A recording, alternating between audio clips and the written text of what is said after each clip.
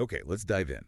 When you think about the story of humanity, the big technological leaps that made us who we are, fire, it's everything, it's fundamental. But there's always been this huge question mark hanging over it. When did we go from just using fire, finding it after lightning strike, to actually making it on demand whenever we needed it? Well, we have sources here detailing just an incredible archaeological discovery that completely rewrites that story. There's new evidence from a site in eastern England suggesting ancient humans mastered making fire on purpose around 400,000 years ago. It's staggering. Yeah, that's the core finding in the journal Nature, and you really have to let that number sink in. This pushes the earliest confirmed date for making fire back by about 350,000 years. It's not just a nudge. It's like finding a whole new act in the middle of a play you thought you knew. For decades, our best solid evidence for deliberate fire-making was from Neanderthal sites in France, maybe, 50,000 years ago? 50,000. So this is a huge jump. A monumental jump. It means that for hundreds of thousands of years of human evolution, which we thought were, driven by other things, this incredibly powerful tool was already there. So our mission today is to get into the nitty-gritty of the evidence from this site, Barnham in Suffolk, and really connect the dots on why this was such a game changer for early human survival and maybe even more importantly for our brains. And that's always been the big problem for archaeologists, right? Yeah. How do you look at a patch of burnt ground and know for sure it was a campfire and not just, a random wildfire? It's one of the hardest things to prove in Paleolithic archaeology because fire is messy. Its traces are ambiguous. When we talk about mastering fire, there are really three distinct stages. Okay. Stage one is just harvesting natural fire. Okay. We have evidence of our ancestors doing this a long, long time ago, maybe 1 to 1.5 million years ago, finding a burning tree and, dragging a branch back to a cave. So they were basically scavengers, fire scavengers. That's exactly. Opportunists. Then you get stage two, which is maintaining fire, kind of like babysitting an ember, keeping it alive, feeding it. That's a big step up, but you're still dependent on that initial lucky find. You're still tied to nature's schedule. Precisely. And that brings us to stage three, the real revolution. Making fire. Creating that spark on your own terms. That's the uniquely human innovation. It removes luck from the equation entirely. So why was just scavenging fire so limiting? I mean, what's the big deal if you get good at keeping an ember alive? Well, the sources really highlight this. The archaeologist Nick Ashton puts it perfectly. He says early people were dependent on local lightning strikes, which is just very unpredictable. Right. You can't plan your life around a thunderstorm. You can't. If you need to survive a cold winter or cook a huge animal you've just hunted, you can't wait. Your entire existence is governed by chance, the ability to make fire on demand. That's your insurance policy against the world. It gives you predictability, and predictability is the bedrock of any complex society. Okay, so let's get to the site itself. Barnham. This place has been excavated for a long time, but finding that smoking gun, it wasn't easy. It started back in 2013 with some oddly broken flint tools that looked like they had been shattered by heat. But that wasn't enough. No, not by itself. And that painstaking search is what makes this story so great. It was the British Museum team that finally pieced it all together. They found 3 key clues. First, a 2-foot-wide patch of intensely baked clay. The sediment was literally reddened and chemically changed. Okay, so a hearth. A potential hearth, yes. Second, those flint hand axes that were clearly fractured by intense heat. But the absolute clincher, the piece of evidence that just screamed this was deliberate, was finding 2 small fragments of iron pyrite. Pyrite, fool's gold, which is, for anyone who doesn't know, a key ingredient in old-school fire-starting kits. That's right. You strike pyrite against a hard stone like flint, and it creates a shower of hot sparks. It's a classic percussion fire-starting method. But here's the undeniable proof that this was intentional, the detail that changes everything. What's that? The sources are clear. Iron pyrite does not occur naturally anywhere near the Barnham site. Wait, really? So they had to bring it in? They had to go get it. Which means these early people, likely early Neanderthals, they understood the specific properties of this mineral. They knew its value, and they deliberately traveled, collected it, and brought it back to their camp.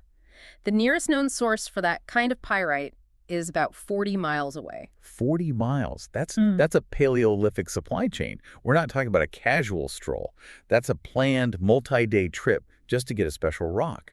It shows incredible foresight. It's sophisticated intentionality. As the archaeologist Rob Davis said, this combination of things, the pyrite, the flint, the hearth, it shows how they were actually making the fire and the fact they were making it. They weren't just living in their environment, they were engineering it. This wasn't an accident, it was a technology. I can hear the skeptics already, though. Couldn't the pyrite have just washed downstream over, 400,000 years? How do you rule out natural transport? It's the critical question, and it's why the scientific analysis was so rigorous. Luckily, the geology of the site helped. These burned deposits were sealed inside ancient pond sediments. Like a time capsule. A perfect time capsule. It preserved the context, keeping everything in place and preventing contamination. Okay, so the geology is on their side. But what about the fire itself? How do you prove this wasn't just one giant freak wildfire that baked the ground? It took them 4 years of chemical analysis to prove it. They needed to show 2 things: that the heat was intense and that it was repeated. First, the geochemical tests showed temperatures in that clay got above 700 degrees Celsius. That's over 1,200 Fahrenheit. That's incredibly hot. A grass fire wouldn't do that. No, a wildfire burns cooler and moves on. This kind of intense, focused heat is what you get from a managed fire, a campfire that's been fed fuel. That heat is what leaves that permanent red streak in the soil. But the repetition is the key, isn't it? That's the most important part. The analysis showed evidence of repeated burning in that exact same small spot, not just once, but over and over again, maybe for decades or even generations. A wildfire is a one-time event in any given spot. So it wasn't a single burn. It was layers of use. Someone coming back to the same fireplace night after night. Exactly. It's a pattern consistent only with a constructed hearth, a known central spot that these hominins came back to again and again. That proves it wasn't an experiment. It was a core part of their culture 400,000 years ago. Which brings us to the big so what? Why does this 350,000-year shift matter so much? It feels like this discovery provides the missing piece to explain the huge cognitive leap we see happening in early Neanderthals right around this time. The implications are just massive. They touch everything. Let's start with basic survival. Fire means warmth. It lets you live in colder places, like Britain and Northern Europe. And it means protection. Suddenly, the night isn't so dangerous when you have a roaring fire to keep predators away. But the really big one, the evolutionary engine, that has to be about food and brain power. That is the absolute driver. Cooking is a revolution. It changes your body's entire energy budget. Raw food, especially tough plants or meat, costs a ton of metabolic energy to digest. You have to spend energy to get energy. You do. But cooking is essentially pre-digestion. Yeah. It breaks down toxins, kills germs, and most importantly, it unlocks way more calories. The sources all emphasize this. Cooking gives you a huge net energy surplus, and that surplus energy was suddenly available to fuel the most energy-hungry organ we have. The brain. The brain. And we see it in the fossil record. Brain sizes were increasing, behavior was getting more complex. Right in that window between 500,000 and 400,000 years ago, this discovery provides the fuel source for that change. So fire isn't just a result of being smarter. It's what made us smarter. It's the catalyst. You simply can't afford to run a big, complex brain on a raw food diet as a hunter-gatherer. It's metabolically too expensive. Mastering fire made that cognitive leap possible. And what about the social side of things? A campfire does more than just cook food. It completely changes social dynamics. It creates a shared center, a hearth. Before, at dusk, maybe the group scatters for safety, but with a controlled fire, everyone gathers together in a protected, lit space. Suddenly you have these extra hours of usable time at night. Exactly. Time for planning the next day's hunt, for making tools, for teaching the young. It's where you share stories. This is strongly linked to the development of more complex language, of stronger social bonds. The campfire might just be the first real meeting room in human history. That's an amazing thought. So the consensus seems to be pretty strong. Researchers like Segley and Van de Velde are calling it a convincing case. The imported pyrite, the repeated high-temperature burns, it all adds up. The evidence is very compelling. But there is one big question left. Was this innovation at Barnham just a local flash of genius? Or did this tech spread like, well, wildfire? And that's where the experts are still debating. The sources outline 2 main views. On one side, you have the skeptical view from people like Michael Chazan. He suggests this might have been a local thing. Why local? His argument is about materials. This specific method needs good quality flint and pyrite. What if other groups just didn't live in areas where they could find those things? They might have been stuck scavenging fire for thousands of years longer. Makes sense. So what's the other side? The optimistic view. That's championed by Nick Ashton, the lead researcher. He argues that a technology this powerful would have spread very, very quickly. The survival advantage is just too huge to ignore. Once you see someone making fire, you're not going to forget it. You're going to try to copy it immediately. He believes the knowledge would have moved fast, not just among Neanderthals, but maybe to Denisovans in Asia, maybe even to early modern humans in Africa. It just raises all these fascinating questions about how connected these ancient groups really were. The knowledge is the fuel, but the materials are the spark. It's incredible. But let's bring it back to the discovery itself.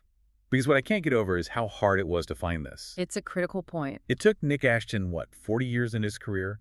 And then years of intense lab work just for this one single site. And that difficulty is really the heart of our final thought for you. Ashton himself called it the most exciting find of his career. It took so much work, so much expertise, and a lot of luck that those tiny pyrite fragments survived and were found. So if it took that much effort to find this one perfect site, what else is out there? Exactly. What does it suggest about all the evidence that's still buried, locked away under the ground all over the world? Our history isn't written in stone, it's buried in mud, and it's just waiting for someone patient enough to find it. So, you now have a powerful shortcut to understanding this massive 350,000-year shift in human history. This deep dive has shown you the evidence, the baked clay, the fractured flint, and that crucial imported pyrite that proves our ancient relatives were true fire engineers. And it's a great reminder that our timeline of the past is never finished. It's only as good as the last bit of evidence we dig up and analyze, and the next big discovery is always out there, just waiting.